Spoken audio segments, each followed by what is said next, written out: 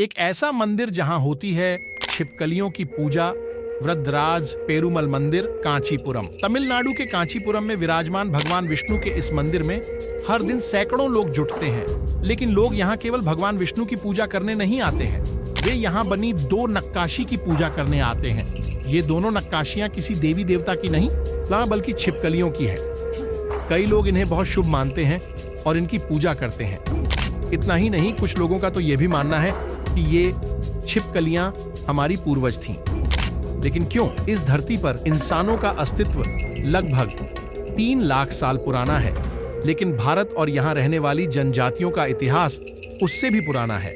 हमारे मंदिरों में कई तरह की जानवरों की नक्काशी देखने को मिलती है, जिसमें छिपकली और सांप जैसे कई जानवर नजर आते हैं। तो कई जगह बहुत बड़े शरीर वाले लोग जो आधुनिक इंसानों से बिल्कुल अलग दिखते हैं, इन नक्काशियों की भी देवी देवताओं के साथ पूजा की जाती है और ऐसा माना जाता है कि वे हमारे पूर्वज हैं। लेकिन क्या ये सच हो सकता है?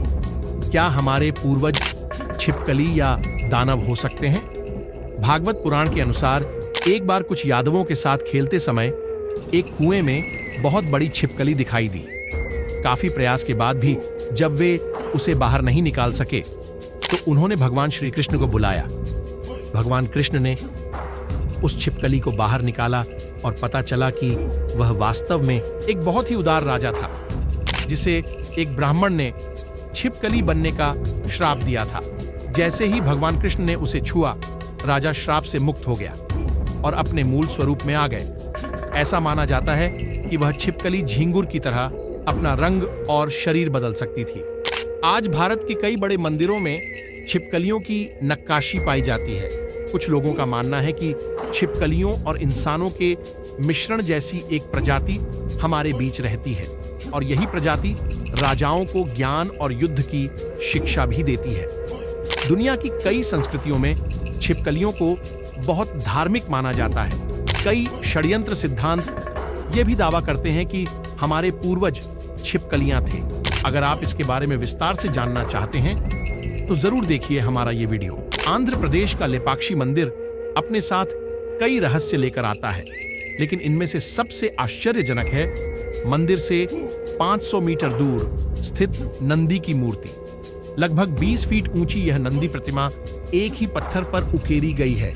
लेकिन सवाल यह है कि ये मूर्ति वहां क्यों है? हमारे शास्त्र कहते हैं कि हर शिवलिंग के सामने नंदी की मूर्ति होनी चाहिए, लेकिन इस नंदी प्रतिमा के सामने कोई भी शिवलिंग दिखाई नहीं देता है। तो क्या ये महज एक भ्रम है? दरअसल अगर आप इस मूर्ति के ऊपर चढ़कर नंदी के सींगों के बीच से देखेंगे तो आपको 500 मीटर दूर दुनिया का सबसे बड़ा नागलिंग दिखाई देगा। कुछ लोग ये भी कहते हैं कि हमारे पूर्वज इंसानों में बदलाव लाने की कोशिश कर रहे थे, यानी वे इंसानों को बदलकर कुछ और बनाने की कोशिश कर रहे थे। हमारे ग्रंथों में प्लास्टिक सर्जरी का उल्लेख पहले ही किया जा चुका है, इसीलिए लोगों का मानना है कि हमारे पूर्वज इनका इस्तेमाल करके इंसानों की एक नई प्रजाति बनाने की कोशिश कर रहे थे।